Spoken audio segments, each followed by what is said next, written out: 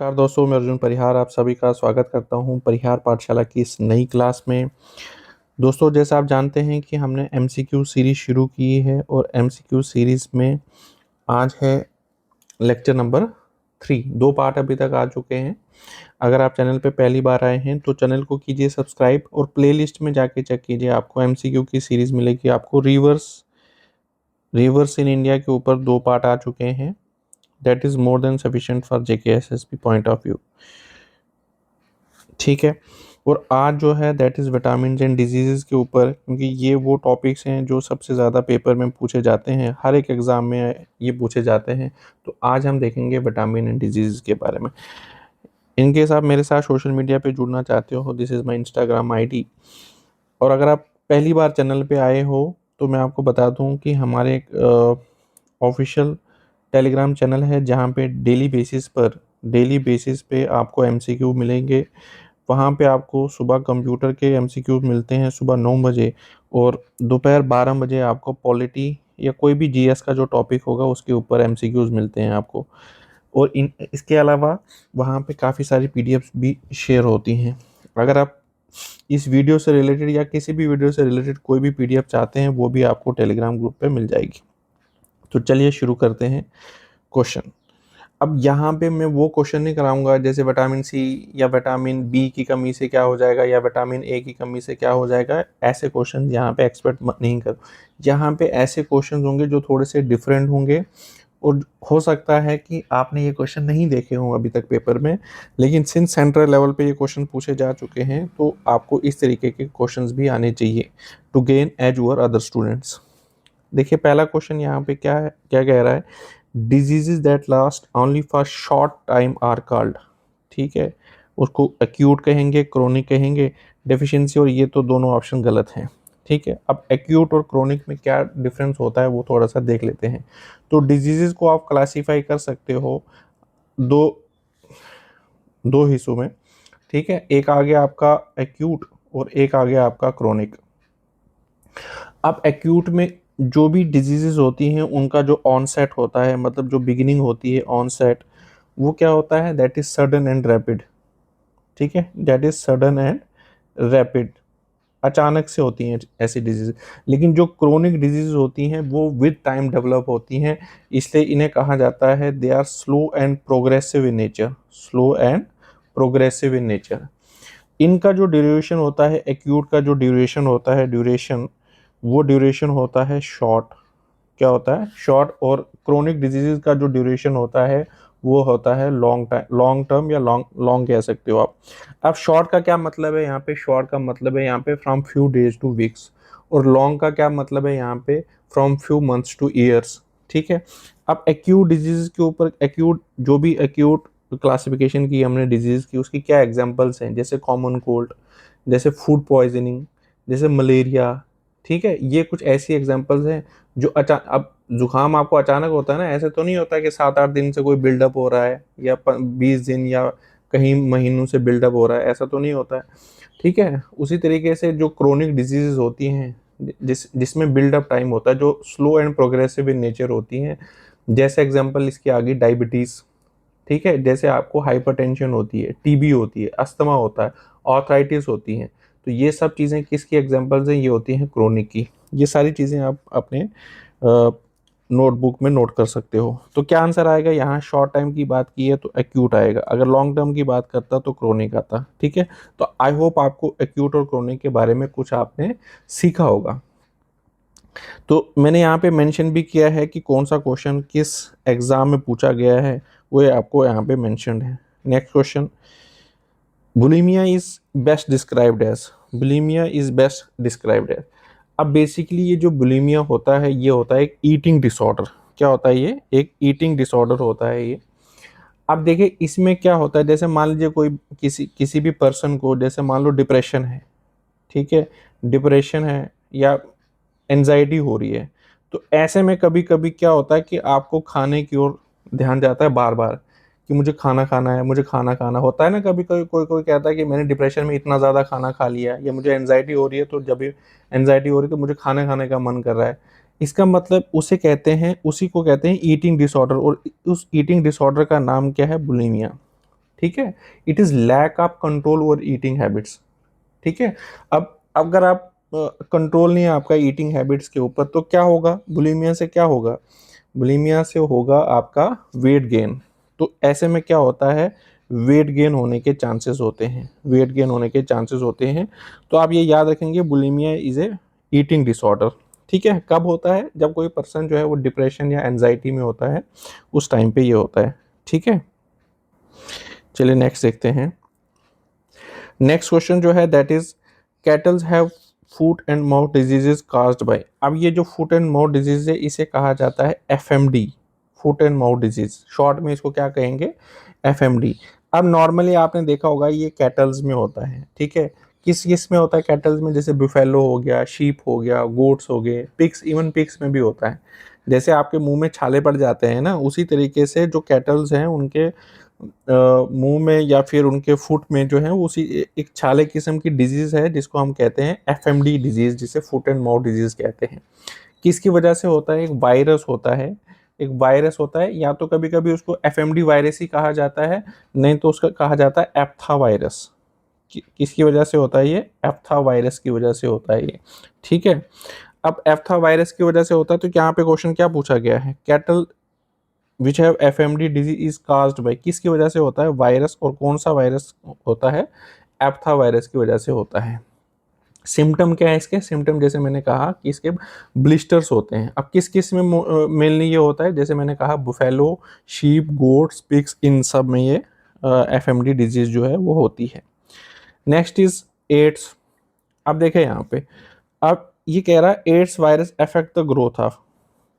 अब ये बेसिकली क्या करता है, जो जब ये जो एड्स वायरस है यहाँ पे, ये बेसिकली क्या करता है, किसकी ग्रोथ को अफेक्ट करता है, एक CD4 सेल्स होते हैं और दूसरे होते हैं टी सेल्स, टी सेल्स, इन दोनों की ग्रोथ को ये अफेक्ट करते हैं। अब ये दोनों का क्या काम होता है, ये टी सेल्स या CD4 सेल्स का क्या काम है, they both are crucial for immune system coordination. किसके लिए इंपॉर्टेंट है ये, इम्यून सिस्टम कोऑर्डिनेशन के लिए इनका मेन रोल होता है, ठीक है। इसलिए इम्यून, अब जब ये सेल्स अपना काम नहीं करेंगे तो आपका इम्यून सिस्टम क्या हो जाएगा, खराब हो जाएगा, इम्यून सिस्टम आपका वीक हो जाएगा। जब इम्यून सिस्टम वीक हो जाएगा तो आपके जो है फिर आहिस्ता आहिस्ता आपको और भी बीमारियां लग जाती हैं, ठीक है। तो ये जो है किसको इफेक्ट करता है, यहाँ पे सिर्फ टी सेल्स दिया गया है, तो आंसर में टी सेल्स आएगा, अदरवाइज CD4 सेल्स और टी सेल्स दोनों को ये अफेक्ट करता है। It's next, yellow fever is mainly transmitted through, yellow fever is mainly transmitted through. अब ये कह रहा है कि मेल मॉस्किटो, फ्लाइज, टिक्स या फिर फीमेल मॉस्किटो। अब येलो फीवर जो है वो होता है फीमेल मॉस्किटो से। किससे होता है, फीमेल मॉस्किटो से। फीमेल मॉस्किटो का क्या नाम है, एडीज इजिप्टी, एडीज इजिप्टी। अब ये एडिस इजिप्टी जो है वो सिर्फ एक येलो फीवर नहीं है, येलो फीवर से रिलेटेड नहीं है, ये 3-4 और भी डिजीज से रिलेटेड है जो आपको पता होना चाहिए। अब किस किस से रिलेटेड है, एक तो आ गया आपका येलो फीवर, क्या आ गया, एक येलो फीवर आ गया, एक दूसरा आ गया आपका चिकनगुनिया, किससे रिलेटेड है, चिकनगुनिया से रिलेटेड होती है ये। तीसरा सबसे इंपॉर्टेंट डेंगी या डेंगू, जिसे जो भी कहोगे आप, डेंगी या डेंगू। और चौथा जो है that is Zika virus, Zika virus. ये 4 डिजीज आप याद रखोगे फीमेल एडिस इजिप्टी के साथ, ठीक है, विच इज फीमेल, ठीक है। अब ये जैसे मान लो होता क्या है, बेसिकली ये येलो फीवर जो है ना, it is basically endemic in Africa and south America, ठीक है। अब देखो नॉर्मली क्या होता है, जैसे आपने देखा होगा डे टू डे लाइफ में जॉइंटिस होता है लोगों को, ठीक है ना। अब जॉइंटिस बेसिकली एक डिजीज नहीं है, जॉइंटिस बेसिकली एक कंडीशन है, ठीक है। अब क्या होता है जॉइंटिस में, इसमें बेसिकली क्या होता है कि आपकी स्किन और आपकी आईज जो है वो पीली पड़ जाती हैं। क्यों पीली पड़ जाती हैं, स्किन क्यों पीली पड़ जाती है, क्योंकि इसमें ये एक ऐसी कंडीशन है जिसमें आपका जो बाइलरूबिन है, ठीक है, क्या है, जो लिलरूबिन है आपका ब्लड में, उसकी लेवल, उसकी मात्रा जो है वो ज़्यादा हो जाती है। लिलरूबिन का जो लेवल है वो कितना क्या हो जाता है, ज़्यादा हो जाता है, ठीक है। ये किसकी बात कर रहा हूँ मैं, ये मैं जॉइंटिस की बात कर रहा हूँ, जिसकी वजह से आपकी स्किन जो है वो येलो हो जाती है। अब इसी को कहा जाता है yellow fever, sometime it is known as yellow fever, ठीक है। नेक्स्ट, नेक्स्ट क्वेश्चन है bats are natural host with which pathogens. अब ये भी क्वेश्चन जो है इससे भी रिलेटेड आपको काफी बार क्वेश्चन पूछा जाता है कि जो बैट्स है आपकी वो किस डिजीज के साथ एसोसिएटेड हैं। तो आप ये याद रखेंगे, दो चीजें आप याद रखेंगे यहाँ पे, एक आप याद रखेंगे इबोला वायरस और दूसरा आप याद रखेंगे Nipah virus.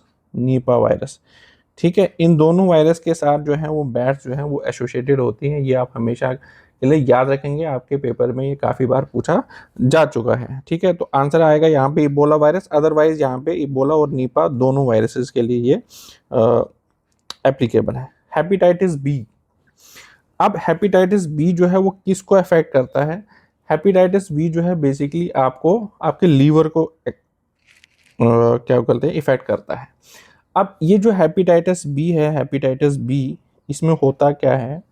Hepatitis B basically एक वायरल इन्फेक्शन है। क्या है ये? एक वायरल इन्फेक्शन है जो किसको इफेक्ट करता है? जो लीवर को इफेक्ट करता है, लीवर। अब इसका सिम्टम क्या है? सिम्टम पहले आपको होगा जॉइंडिस। क्या होगा? जॉइंडिस। अगर आप जॉइंडिस को मतलब उस कंडीशन को कंट्रोल कर पाते हो तो ठीक है, नहीं तो उसका रिजल्ट जो है वो बाद में क्या होता है? हेपेटाइटिस बी होता है, ठीक है। तो ये चीज़ आप याद रखेंगे। हेपेटाइटिस बी में किस ऑर्गन को इफेक्ट होता है? लीवर को इफेक्ट होता है। Next, fear of water is a symptom of fear of water, जिसे आप कहते हैं हाइड्रोफोबिया। फियर ऑफ वाटर को कहते हैं हाइड्रोफोबिया। हाइड्रोफोबिया। अब हाइड्रोफोबिया जो है इसमें से किसके साथ एसोसिएटेड है? रेबीज। ये क्वेश्चन जो है, इस क्वेश्चन के ऑलमोस्ट 99% चांसेस हैं पूछने के, क्योंकि ये जो है वो आजकल फिर से काफ़ी ट्रेंड पे है, रेबीज। ठीक है। अब रेबीज में बेसिकली क्या होता है? जैसे मान लो हम कहते हैं ना, जैसे आपने कोई पेट रखा है घर पे, तो आपको किसी ने आपको गलती से काट लिया, तो ये इतना स्लो, मतलब इतनी जल्दी इफेक्ट नहीं होता है। तो कभी कभी आपको क्या क्या है कि थोड़ा सी खरोच लग गई, आपको लगा कि यार कुछ नहीं है, लेकिन 3-4 महीने, 5 महीने या 6 महीने के बाद इसके जो है वो आइस सिम्टम्स आप में आना शुरू करते हैं, और ये क्योरेबल भी नहीं है, ठीक है। इसमें ये बड़ी दिक्कत है कि क्योरेबल नहीं है। अब रेबीज वायरस करता क्या है? रेबीज वायरस जो है वो टारगेट करता है आपके नर्वस सिस्टम को, सेंट्रल नर्वस सिस्टम को टारगेट करता है। ब्रेन के किस हिस्से को अगर आपसे कभी पूछा जाए, ये ब्रेन के किस हिस्से को मतलब इफेक्ट करता है? That is brain stem and medulla oblongata, ठीक है, एंड मेडुला, ठीक है, एंड मेडुला ओब्लोंगेटा को ये असर करता है। अब दिक्कत क्या आती है इसमें? बेसिकली जो, जैसे इसमें पानी, जैसे आप पानी पियोगे ना, तो हमारे थ्रोट में एक मसल्स होते हैं, उसमें स्पैजम्स होते हैं। स्पैजम्स का मतलब है यहाँ पे कॉन्ट्रैक्शन, ठीक है। अगर ऐसे बंदे को जिसको रेबीज हो जाता है, तो इसको पानी देख के ही डर लगता है, ठीक है, या पानी की आवाज़ सुनेगा तो भी इसको डर लगता है, ठीक है। अब जैसे ये मान लीजिए, अब पानी पीने की कोशिश जैसे करेगा, आपने देखा होगा कि आप वीडियोस भी देखना, इसकी काफ़ी सारी वीडियोस इंटरनेट पे आपको मिलेंगी, तो उसको डर जैसा लगना शुरू हो जाता है, क्योंकि वो पानी को पी नहीं पाता है, क्योंकि उसके थ्रोट में जो है वो मसल जो है वो बहुत ज़्यादा कॉन्ट्रैक्ट करते हैं, जिसकी वजह से कोई भी फ्लूइड को वो जो है वो निगल नहीं पाता है। अब ऐसे में होता क्या है कि रेबीज से डेथ कैसे होती है फिर? ठीक है। तो इससे होता क्या है कि दो चीज़ें होती हैं। एक तो आपकी डिहाइड्रेशन हो जाएगी, क्योंकि आप पानी पी नहीं पाओगे, तो आपकी बॉडी से फ्लूइड खत्म हो जाएगा, ठीक है। दूसरा क्या है? रेस्पिरेटरी फेलियर है, सांस लेने में दिक्कत आती है। अब रेस्पिरेटरी फेलियर होने की वजह से क्या होता है? एक हाइपोक्सिया कंडीशन है वो क्रिएट हो जाती है। हाइपोक्सिया का मतलब होता है लो ऑक्सीजन, जिसकी वजह से आपके बाकी ऑर्गन जो है वो फेल होना स्टार्ट हो जाते हैं, और इससे हो जाती है पर्सन की death. Next, elephantiasis is caused by, देखो थोड़ी बहुत ये जो प्रोनाउंसिएशन की दिक्कत है वो हो सकती है, क्योंकि मैं बायो का स्टूडेंट नहीं हूँ, मेरा बैकग्राउंड जो है वो इंजीनियरिंग का रहा है, तो थोड़ा बहुत इशू जो है वो प्रोनाउंसिएशन के साथ हो सकता है बायोलॉजी में। अब फिर भी मैं कोशिश कर रहा हूँ यहाँ पे, क्योंकि आपको एग्जाम पॉइंट ऑफ व्यू से चीज़ें देखनी है, तो मैं होप कर रहा हूँ कि आप उसी पॉइंट ऑफ व्यू से चीज़ों को देखोगे। तो ये जो डिजीज़ है elephantiasis, it is caused by filarial worm, ठीक है।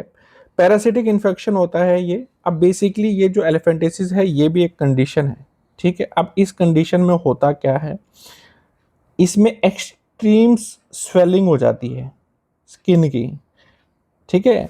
And extreme swelling and thickening of skin, thickening of skin, आपकी जो स्किन है वो काफ़ी मोटी हो जाती है, वो स्वेल हो जाती है, इसलिए इसको कहा जाता है एलिफेंट लाइक, एलिफेंटेसिस इसका नाम इसलिए पड़ा है क्योंकि आपकी आपकी जो जैसे मान लो आपकी जो लेग्स हैं या आर्म्स हैं वो इतनी मोटी हो जाती हैं, क्यों? क्योंकि आपकी स्किन की मोटापे की वजह से, ठीक है। तो एक बेसिकली एक फ्लेरियल वॉर्म की वजह से होता है, ठीक है। पैरासिटिक इन्फेक्शन है ये, जिसे फिलेरियासिस भी कहा जाता है। चलिए next, poliomyelitis is caused by, poliomyelitis जो है it is caused by virus, poliomyelitis is caused by virus, और इसका वायरस का नाम भी है पोलियो वायरस। इसका नाम क्या है? कौन सा वायरस? पोलियो वायरस, ठीक है। अब बेसिकली ये किसको इफेक्ट करता है? ये इफेक्ट करता है चिल्ड्रंस को, और वो भी जिनकी एज 5 साल से कम है, 5 साल से कम है, ऐसे चिल्ड्रंस को ये इफेक्ट करता है। अब इससे होता क्या है? पोलियोमाइलाइटिस से बेसिकली इससे होती है पैरालिसिस। क्या होता है? पैरालिसिस, ठीक है। अब नीचे कमेंट सेक्शन में जाके बायोलॉजिस्ट नहीं बन जाना है। अब यहाँ पे हम चीजें एग्जाम पॉइंट ऑफ व्यू से देख रहे हैं, मैं वही चीज बता रहा हूँ आपको जो एग्जाम पॉइंट ऑफ व्यू से इंपॉर्टेंट है। Next, virus that infect bacteria is known as, अब that is known as bacteriophage, that is known as bacteriophage. अब बैक्टीरियोफेज फेज से क्या समझते हो आप? बैक्टीरियोफेज का लिटरल मीनिंग अगर आप समझोगे, इसका मतलब होता है बैक्टीरिया ईटर, बैक्टीरिया ईटर। ये क्या क्वेश्चन क्या कह रहा है? वायरस दैट इन्फेक्ट बैक्टीरिया, ऐसा वायरस जो बैक्टीरिया को ही मार दे, ठीक है, उसे कहा जाता है बैक्टीरियोफेज। क्या कहा जाता है? बैक्टीरियोफेज, ठीक है। नेक्स्ट, काला अजहर। अब यहाँ पे ये क्या कह रहा है कि काला अजहर इज कास्ट बाय, काला अजहर इज कास्ड बाय, ये भी एक पैरासिटिक डिजीज है जो काला अजहर है, काला अजहर ये भी एक क्या है? एक पैरासिटिक डिजीज है, ठीक है, पैरासिटिक डिजीज है ये। बेसिकली ये जो है किससे होती है? ये होती है लीशमेनिया से। किससे होती है? लीशमेनिया से। अब basically it is also known है, जो काला अजहर है इसको कभी कभी विसरल लीशमेनियासिस भी कहते हैं, लीशमेनियासिस, विसरल लीशमेनियासिस भी कहा जाता है इसको। और ये ट्रांसमिट कैसे होता है? Transmit, it is transmit by the bite of infected sand flies, जो भी सैंड फ्लाइज हैं उनके इन्फेक्शन, उनके जब वो सैंड फ्लाइज इन्फेक्ट होती हैं, अगर वो आपको बाइट कर ले तो उससे ये जो काला अजहर डिजीज है ये ट्रांसमिट होती है, ठीक है। अब कौन सी स्पीशीज है यहाँ पे सैंड फ्लाई की? कौन सी स्पीशीज? That is Phlebotomus. कौन सी? Phlebotomus, Phlebotomus species. Sand fly की कौन सी स्पीशीज? फ्लैबॉटमस स्पीशीज से काला अजहर होता है, ठीक है, ये आप याद रखेंगे। Next, Nobel prize for the discovery related to malaria is given to Ronald Ross. अब रोनाल्ड रेस ने मलेरिया के संदर्भ में क्या काम किया था वो देखेंगे आप। रोनाल्ड रेस जो है बेसिकली इसने डिस्कवर किया था कि जो आपकी मलेरिया है वो ट्रांसमिट होती है through the bite of infected female anopheles mosquito, ठीक है। तो दैट इज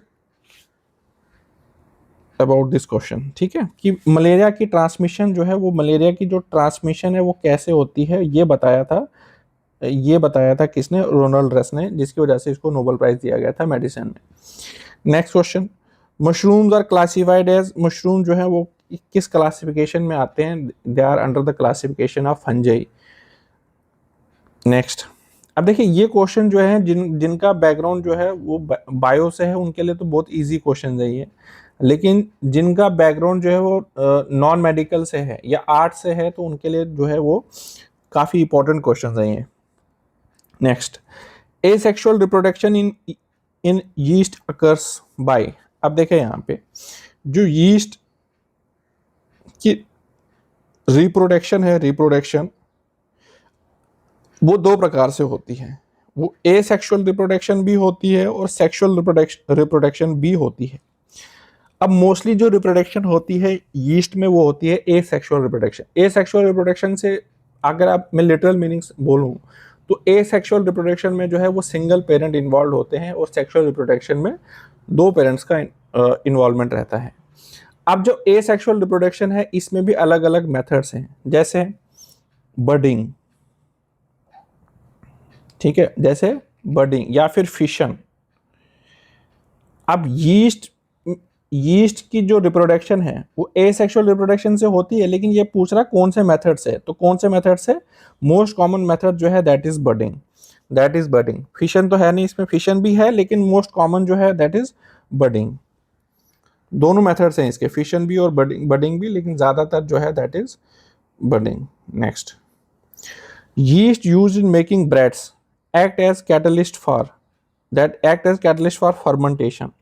अब बेसिकली फर्मेंटेशन क्या है? फर्मेंटेशन एक मेटाबॉलिक प्रोसेस है। क्या है ये एक मेटाबॉलिक प्रोसेस है, मेटाबॉलिक प्रोसेस है। अब इसमें क्या होते हैं, इसमें जो आपके माइक्रो ऑर्गेनिजम्स हैं ये शुगर को क्या करते हैं? ब्रेक डाउन करते हैं in the absence of oxygen, in the absence of oxygen. ये आप याद रखेंगे यहाँ पे। फर्मेंटेशन में बेसिकली क्या होता है, शुगर को ब्रेक डाउन किया जाता है। अब ब्रेक डाउन करेंगे तो कौन करेगा? माइक्रो ऑर्गेनिजम्स करेंगे। लेकिन कंडीशन क्या है? कंडीशन ये यहाँ पे ये है कि absence of oxygen, absence of oxygen. तो इसमें इस रिएक्शन को तेज कौन करता है? कैटलिस्ट। अब कैटलिस्ट कौन सा यूज होता है इसमें? कैटलिस्ट जो है वो यूज होता है यीस्ट। कैटलिस्ट कौन यूज होता है? यीस्ट, ब्रेड मेकिंग में। ठीक है, इस चीज को आप ध्यान देंगे। Next, which disease is not a food borne disease? खाना खाने से जो डिजीज नहीं होती है वो कौन से है यहाँ पे? ये सारी डिजीज, चाहे वो कॉलरा है, टाइफाइड है, जॉइंडिस है, इनका कहीं ना कहीं जो है वो फूड एंड वाटर से लेना देना है। एक ऐसी डिजीज है यहाँ पे इन्फ्लुएंजा, जिसका खाने के साथ कोई लेना देना नहीं है। क्यों? क्योंकि ये एक वायरल डिजीज है। क्या है ये? Viral disease. ठीक है, आप मुझे जरा नीचे कमेंट सेक्शन में बताइए, जो इन्फ्लुएंजा है ये किस वायरस से होती है? ठीक है, वायरल डिजीज है ना ये। बेसिकली आपके जो आपके रेस्पिरेटरी ऑर्गन्स हैं उनको इफेक्ट करती है ये। आपको ये कमेंट सेक्शन में बताना है कि भाई ये किस वायरस के थ्रू से होती है, ट्रांसमिशन कैसे होता है। अब बेसिकली देखिए यहाँ पे, अब ट्रांसमिशन इसका कैसे होता है? जैसे कोई भी बंदा जो है या पर्सन जो है स्नीजिंग करता है या मतलब खांसता है, तो उसकी वजह से जो ड्रॉपलेट्स हैं वो एयर में चले जाते हैं। ठीक है, या फिर कोई कंटेमिनेटेड जगह के, मतलब जहाँ पे ऐसे बंदा जिसको ये इन्फ्लुएंजा है तो उसने वहाँ पे कफ या स्नीजिंग की है, तो अगर कोई दूसरा बंदा वहाँ पे आके हाथ रख ले या किसी भी तरीके से कांटेक्ट में आता है तो उससे इसकी क्या होती है? ट्रांसमिशन होती है from one person to another. ठीक है, एयरबोर्न है ये, एयरबोर्न। ठीक है, next question is which disease is a dominant autosomal disorder? Dominant autosomal disorder, इसमें से कौन सी डिजीज है? अब देखें यहाँ पे मैं आपको बताता हूँ थोड़ा बहुत क्रोमोसोम्स के बारे में। अब जो आपके क्रोमोसोम्स हैं, आपको पता होगा कि हमारी बॉडी में कितने क्रोमोसोम्स होते हैं? 23 पेयर्स होते हैं। कितने पेयर्स होते हैं? 23 पेयर्स। इसमें से जो 22 पेयर्स हैं, 22 पेयर्स, इनको कहा जाता है ऑटोसोम्स। क्या कहा जाता है? ऑटोसोम्स। और एक पेयर जो है उनको कहा जाता है sex linked chromosomes. Sex linked chromosomes या सेक्स क्रोमोसोम्स कह सकते हो आप, जिसे जो एक्स और वाई होते हैं। बाकी जो 22 पेयर्स हैं, 22 पेयर्स, वो उनको क्या कहा जाएगा? ऑटोसोम्स। अब ये जो जीन्स हैं, ये 22 क्रोमोसोम कह लो या जीन कह लो, एक ही बात है यहाँ पे। अब इनमें अगर कोई म्यूटेशन हो जाती है, म्यूटेशन का मतलब है डिसऑर्डर। ठीक है, इनमें कोई डिसऑर्डर होगा तो हम क्या कहेंगे? इनमें कोई डिजीज हो जाती है या कोई डिसऑर्डर होगा तो हम कहेंगे इसमें ऑटोसोमल डिसऑर्डर है। क्या है? ऑटोसोम, मतलब इन 22 पेयर्स की वजह से अगर कोई डिसऑर्डर होता है तो हम कहेंगे कि ऐसे पर्सन में क्या है? ऑटोसोमल डिसऑर्डर है। ठीक है, अब ये ऑटोसोमल डिसऑर्डर जो है वो दो प्रकार के होते हैं, जैसे क्वेश्चन में पूछा भी गया है, डोमिनेंट ऑटोसोमल। इसका मतलब एक होगा डोमिनेंट ऑटोसोमल, ऑटोसोमल, और दूसरा होगा रिसेसिव ऑटोसोमल, रिसेसिव ऑटोसोमल। अब ये जो डोमिनेंट ऑटोसोमल है इसकी क्या एग्जांपल्स है? इसकी एग्जांपल है अल्जाइमर। क्या एग्जांपल है इसकी? अल्जाइमर। एक तो अल्जाइमर आ गई, दूसरी क्या एग्जांपल है इसकी? Huntington's disease. ठीक है, हॉन्टिंगटन्स डिजीज, ये इसकी दूसरी एग्जांपल है, ये आप नोट डाउन करेंगे। उसी तरीके से जो आपका रिसेसिव ऑटोसोमल डिजीज है, ये भी इंपॉर्टेंट है, ठीक है। This is also important. जो रिसेसिव ऑटोसोमल डिसऑर्डर्स होते हैं, आप इसमें क्या है, आपको क्या एग्जांपल याद रखनी है, इसमें याद रखना है आपको थैलेसीमिया। क्या याद रखना है, यहाँ पे मैं लिख रहा हूँ साइड पे। एक तो आपको याद रखना है थैलेसीमिया, एक एग्जांपल ये है। क्यों क्यों क्योंकि ये भी कभी कभी पूछा जाता है कि जो Thales which of the following is an example of genetic disorder, तो उसमें आपको ये पता होना चाहिए कि थैलेसीमिया जो है that is also genetic disorder. एक और एग्जांपल इसकी sickle cell anaemia, sickle cell anaemia, ये भी एक क्या बोलते हैं इसको, रिसेसिव ऑटोसोमल डिसऑर्डर है, ठीक है। तो ये दो चीज आप याद रखेंगे यहाँ पे। चलिए अब अल्जाइमर के बारे में बताता हूँ मैं आपको कि ये अल्जाइमर में होता क्या है। बेसिकली आपने देखा होगा कि अल्जाइमर में बेसिकली आपको मतलब भूलने की आदत होती है, ठीक है ना, जिसे हम कहेंगे न्यूरो डिजेनरेटिव डिसऑर्डर कहते हैं इसको।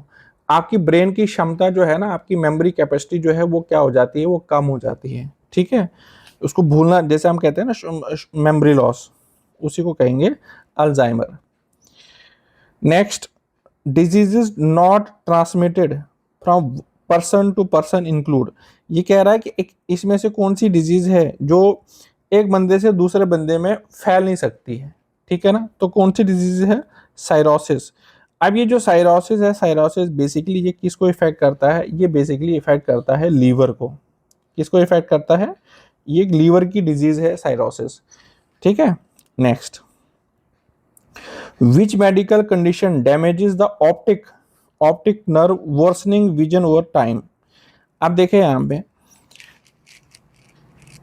हमारी आई में बेसिकली आपने देखा होगा ये जो ग्लूकोमा है, ये है बेसिकली इसका आंसर इस क्वेश्चन का। अब इसके बारे में थोड़ा बहुत पढ़ते हैं कि ये चीज़ है क्या।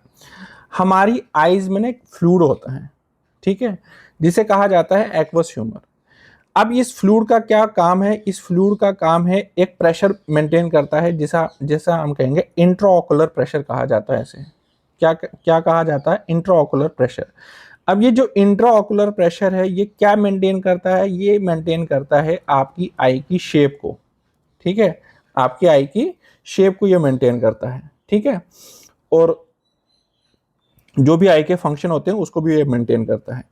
अब इसका क्या होता है, फ्लूइड का एक ड्रेनेज सिस्टम होता है, ठीक है, एक मैश वर्क होता है जिसे कहा जाता है ट्रेबेकुलर मैश वर्क। अब जिसकी मतलब जैसे इस तरीके से मान लो कि जैसे आप फ्लूइड अगर आप हमारी आईज में है तो उसको आने जाने का रास्ता तो होगा ना, जैसे पाइप्स का काम होता है पानी का, पानी को इधर उधर ले जाना। तो आईज में तो उसी तरीके से आईज में भी छोटी छोटी वेन्स होती हैं जिसे हम कहते हैं ट्रेबेकुलर मैश वर्क। आप मान लीजिए कि ये किसी रीजंस की वजह से ये जो है वो ये जो ड्रेनेज है वो क्या हो जाती है, डैमेज हो जाती है, ठीक है।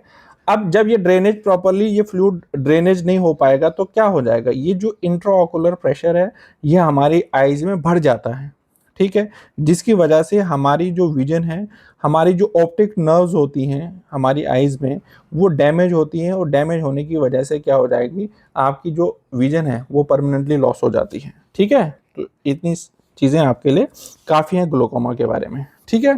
तो आप इतना तो आपको पता ही होगा, मायोपिया, हाइपरमेट्रो, ये कैटरेक्ट, इनके बारे में आपको पता होगा। नहीं पता है तो आप इतना पढ़ सकते हो। मैंने कहा आपसे कि यहाँ पे सिर्फ वही चीज़ें डिस्कस हो रही हैं जो थोड़ी सी डिफरेंट हैं। अब नॉर्मली होता क्या है कि मुझे क्या लगता है कि खासकर जो बायोलॉजी वाले बैकग्राउंड से नहीं है, तो आप क्या करो, किसी भी डिजीज के बारे में दो दो तीन तीन पॉइंट जो है ना वो आप पढ़ लो। एक बार आप उन डिजीजेस को पढ़ लोगे तो आपके लिए वो रिमेंबर करना इजी हो जाएगा। अब डायरेक्टली अगर आप याद रखोगे कि भाई ग्लूकोमा आइज की डिजीज तो है, अब हो सकता है वो आपको इंट्राओकुलर प्रेशर पूछ ले, तब क्या करोगे आप। तो थोड़ी बहुत चीज़ें आपको पता होनी चाहिए। Next is rickets effect.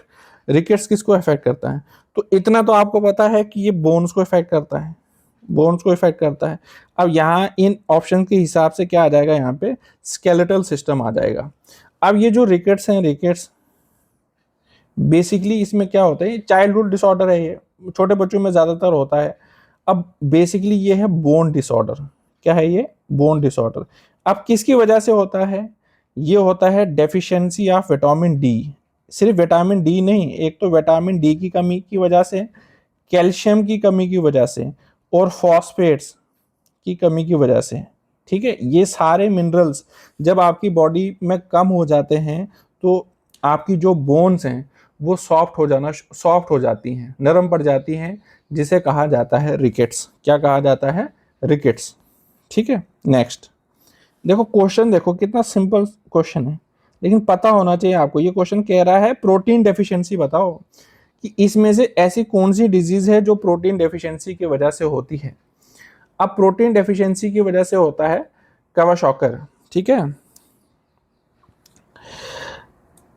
ये डिजीज होती है। अब देखिए इसमें होता क्या है बेसिकली। अब ये प्रोटीन डेफिशिएंसी की वजह से ये कैसे होती है? अब नॉर्मली जब आप खाना खाते हो तो उसमें होते हैं कार्बोहाइड्रेट्स और प्रोटीन्स। ठीक है, अब नॉर्मली क्या है, जो आपका नॉर्मल खाना है उसमें कार्बोहाइड्रेट ज़्यादा होते हैं, प्रोटीन की कमी होती है। तो ऐसे में जब आप कंटिन्यूसली ऐसा खाना खाते हो जिसमें कार्बोहाइड्रेट्स की मात्रा ज़्यादा होती है, प्रोटीन की जो मात्रा है वो कम होती है, तो इसकी वजह से ये जो है ये डिसऑर्डर होता है। ठीक है, इसके अलावा यहाँ पे गोइटर है। बेसिकली गोइटर जो है that is abnormal enlargement of thyroid gland. Iodine की डेफिशिएंसी की वजह से होता है ये। स्कर्वी जो है, स्कर्वी वो किसकी डेफिशिएंसी की वजह से होता है? विटामिन सी की डेफिशिएंसी की वजह से होता है। ठीक है, तो चलिए next, which condition is caused bye RBC deficiency. RBC deficiency ये कह रहा है इसमें से कौन सी कंडीशन है जो आरबीसी कि जब आरबी रेड ब्लड सेल्स जो है, रेड ब्लड सेल्स जो जब वो कम हो जाते हैं तो इससे क्या होता है? इससे होता है आपका एनीमिया। क्या होता है? एनीमिया। एनीमिया बेसिकली क्या होता है? ये एक ऐसी कंडीशन है जिसमें आपका हीमोग्लोबिन जो होता है ना ब्लड में, एचबी जिसे आप कहते हो, एचबी, ये बेसिकली एक प्रोटीन होता है। ठीक है, आपके रेड ब्लड सेल्स में।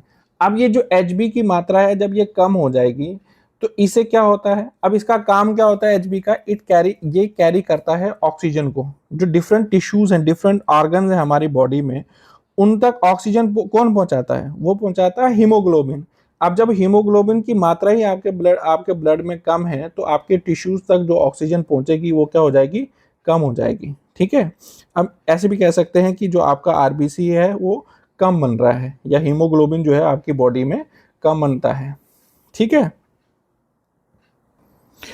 तो आंसर क्या आएगा यहाँ पे? Anaemia. Anaemia. Next is sex linked human genetic disorder. Human genetic disorder sex linked, अब इसे कहा जाता है हीमोफीलिया। अब ये हीमोफीलिया बेसिकली क्या है? ये this is genetic blood disorder. Genetic blood disorder. ठीक है, अब देखेंगे यहाँ पे इसमें होता क्या है। अब बेसिकली नॉर्मली आपने देखा होगा ब्लड क्लॉटिंग नहीं हो पाती है। ठीक है, ये जो हीमोफीलिया इसमें पर्सन में क्या होता है, जेनेटिक है, इस चीज का ध्यान रखना। ब्लड क्लॉटिंग जो है वो नहीं हो पाती है। आप मुझे कमेंट सेक्शन में बताओ कि कौन सा विटामिन जो है that is responsible for blood clotting. ठीक है, एक तो वो हो गया, वो विटामिन की कमी की वजह से। अगर मान लीजिए वो विटामिन है तो भी ब्लड क्लॉटिंग नहीं हो रही है, तो वो किसकी वजह से होती है? वो होती है जेनेटिक डिसऑर्डर की वजह से। इसमें एक्सेसिव ब्लीडिंग होती है।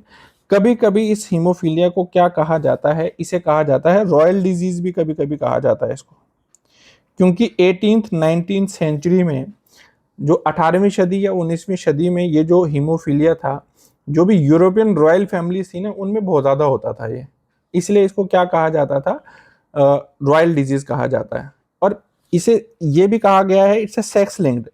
ठीक है, सेक्स लिंक का क्या मतलब है? यहाँ पे मोस्टली ये सेक्स लिंक्ड इसलिए कहा जाता है क्योंकि ये मोस्टली होता है मेल्स को, फीमेल्स को नहीं होता है। ठीक है, मोस्टली किसको होता है? ये मेल्स को, ये आप याद रखेंगे।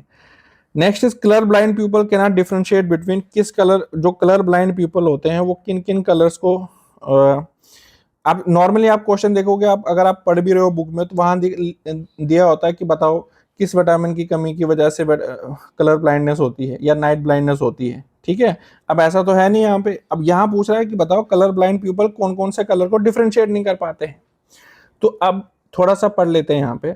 जो भी कलर ब्लाइंड पीपल होते हैं वो जो भी लाइट सेंसिटिव सेल्स होते हैं ना, जिन्हें जिन्हें कहा जाता है कोन्स, वो उनकी आईज में प्रॉपरली काम नहीं करते हैं। हमें जो कलर्स है ना, जो भी कलर है ये दिखाई देते हैं, जैसे रेड है, ग्रीन है, ब्लू है, या कोई भी कलर हमें दिखाई देता है, तो उसके लिए हमारी आंखों के अंदर लाइट सेंसिटिव सेल्स होते हैं, जिसे कहा जाता है, सेल्स होते हैं लाइट सेंसिटिव सेल्स, जिसे कहा जाता है कोन्स। ठीक है, अगर ये प्रॉपरली काम ना करे तो बंदा क्या हो जाएगा, कलर ब्लाइंड हो जाएगा। अब कलर ब्लाइंडनेस की भी टाइप्स होती हैं। ठीक है, एक होता है रेड ग्रीन। रेड ग्रीन का क्या मतलब है कि रेड और ग्रीन में वो आपस में डिफरेंशिएट नहीं कर पाते हैं। ठीक है, कि रेड और रेड है कि ग्रीन है, ये सबसे कॉमन है। This is most common colour blindness, most common. दूसरा क्या है, ब्लू और येलो में भी, ब्लू और येलो में भी कंफ्यूजन होती है कलर ब्लाइंड पीपल को। ठीक है, तीसरा जो है that is complete colour blindness, ये बहुत ही रेयर होती है कंप्लीट कलर ब्लाइंडनेस। अब देखिए होता क्या, हो सकता है आप में से कई सारे ऐसे लोग होंगे जो कलर ब्लाइंड होंगे, जिन्हें पता ही नहीं होगा कि आपको मोस्टली कभी कभी हमें भी नहीं पता होता कि हम कलर ब्लाइंड हैं। तो आपने देखा होगा जैसे रेलवेज में कोई टेस्ट या सेंट्रल, खासकर रेलवेज में कलर ब्लाइंडनेस पे लोगों को बाहर निकाल देते हैं। वहाँ JKSSB में अभी इतनी सारी चीज़ें जो है नहीं है, लेकिन रेलवेज में कलर की जो है वो बहुत इंपॉर्टेंस होती है, तो इसलिए कलर ब्लाइंडनेस जो है वो की जाती है यहाँ पे। तो ये क्या कहा, क्या कह रहा है यहाँ पे, ऑप्शन में क्या है, रेड और ग्रीन। क्या ऑप्शन में यहाँ पे ब्लू और येलो है, ब्लू और येलो भी है, लेकिन मैंने क्या कहा यहाँ पे सबसे ज्यादा जो है वो मोस्ट कॉमन जो है that is red and green. ठीक है, ब्लू और येलो में भी दिक्कत होती है इनको। चलिए नेक्स्ट, थैलेसीमिया इज ए, अभी मैंने आपको कहा था recessive genetic disorder, genetic disorder है ना ये थैलेसीमिया। अब देखिए यहाँ पे, अब इसमें बेसिकली होता है क्या है, थैलेसीमिया के बारे में भी थोड़ा बहुत पढ़ लो। इससे ये एक जेनेटिक डिसऑर्डर है जिसकी वजह से एनीमिया होता है। एनीमिया जो है ना, एनीमिया वो एक रिजल्ट है। ठीक है, क्यों, क्या रिजल्ट है बेसिकली एनीमिया में, क्या होता है, क्योंकि आरबीसी जो है वो हीमोग्लोबिन या आरबीसी, अब हीमोग्लोबिन नहीं बन पाता हमारे ब्लड में। अब इतना सा याद रख लो। अब लेकिन होता है ये, अब थैलेसीमिया और उसमें क्या डिफरेंस है, अगर कोई बोले तो थैलेसीमिया और एनीमिया में क्या डिफरेंस है। थैलेसीमिया जो है that is genetic blood disorder. ठीक है, जिसमें हमारी बॉडी जो है वो हीमोग्लोबिन प्रोड्यूस नहीं कर पाती, अब नहीं कर पाती है। अब जब हीमोग्लोबिन नहीं बनेगा हमारी बॉडी में तो हम कहेंगे कि ये पर्सन जो है वो एनीमिक है। क्या है, एनीमिक है। ठीक है, इट्स जेनेटिक डिसऑर्डर। अब ये कह रहा है the triple vaccine DPT it protect children from, अब ये DPT की एब्रीवेशन पूछ रहा है आपको बेसिकली, तो it stands for diphtheria, tetanus and whooping cough. ठीक है, तो ये तीन के लिए ये यूज होती है ट्रिपल वैक्सीन DPT। नीचे जरा फुल फॉर्म बताओ, यहाँ पे वूफिंग कफ है, वूफिंग कफ का एक और नाम होता है। ठीक है, वो जरा बताएंगे आप कि क्या होता है। वैसे तो उसको पर्टुएसिस कहते हैं, थोड़ा याद रखेंगे आप ये। Next question, if waste water contains contaminates drinking water which disease spreads, typhoid होता है। आपको पता है कि आपके पानी में अगर गंदगी है, बेसिकली पानी में एक बैक्टीरिया चला जाता है, गंदगी क्या कहूँ, सीधे ये कह लो कि पानी में जब एक बैक्टीरिया की मात्रा ज़्यादा हो जाती है, जब उसको आप कंज्यूम करते हो, तो ऐसे में क्या हो जाता है, आपको टाइफाइड हो जाता है।